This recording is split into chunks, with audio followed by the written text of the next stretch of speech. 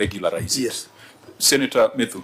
Thank you very much, Chair, and I want to thank my colleagues for spending quite some time to look at the books of account of Nyandarua County.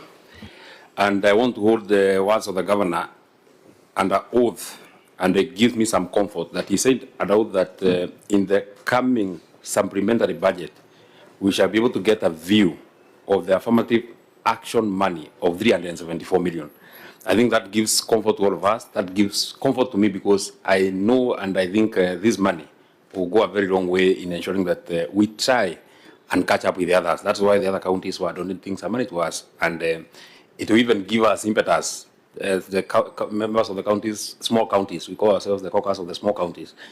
The 12 senators who have a reason to go and tell the other senators that we still need this money even when the formula comes for one more time.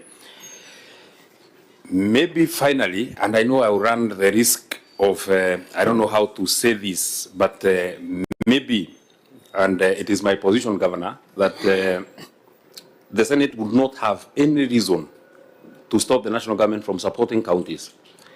I think, in my mind, maybe the reason why you are very, very quick to ensure that you transfer this completion of this block, the JM Kariuki block and the Okrau Stadium, from a presidential proclamation is because we have seen so much of the kind. And since none has commenced, maybe this one that looked like it can commence, you started it very quickly so that it does not get lost in the other many proclamations that have been made by President William Ruto in Nyandarua. Many of them have never started. If there is one that can start, let it start, but regularize it so that it is completed within the law. This is not little money. 988 million would have been a very huge burden on the county of Nyandarua.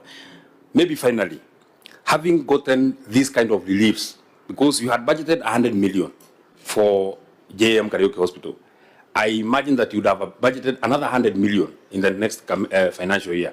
Why don't you get this money and then still ensure that this money goes to the Department of Health so that we don't divert this money and use it for other purposes, and then it defeats the reason why the government was helping us.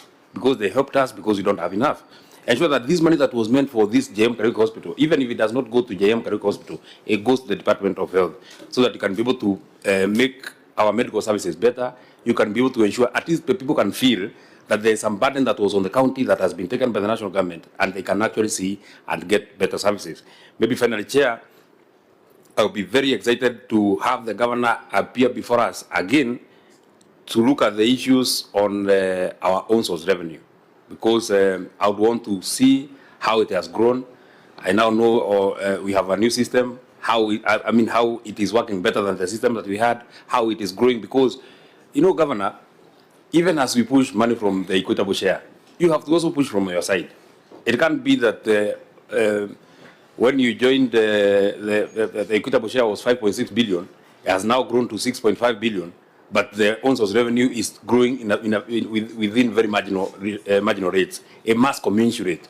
And you must also share among it yourselves, Chair.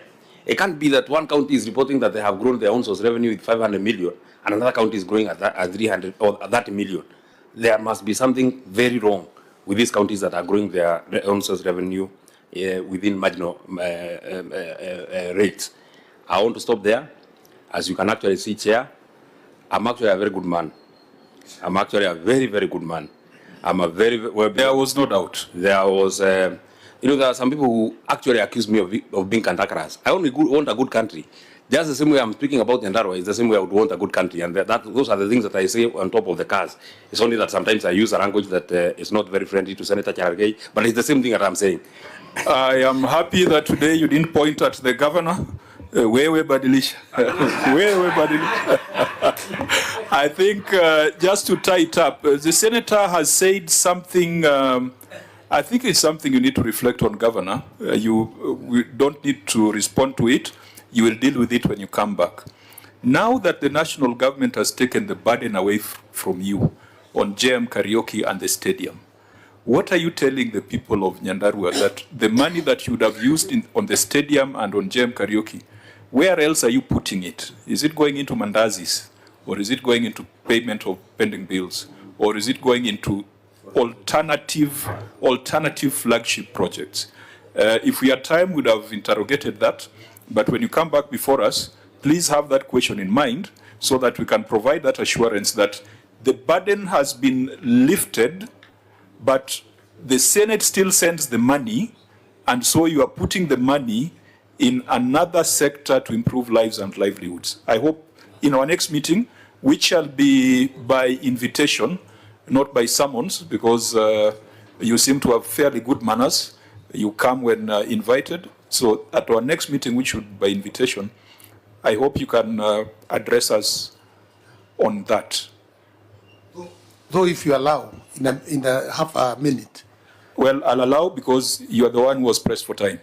Yeah, particularly on this one, I want to agree with Senator Methu.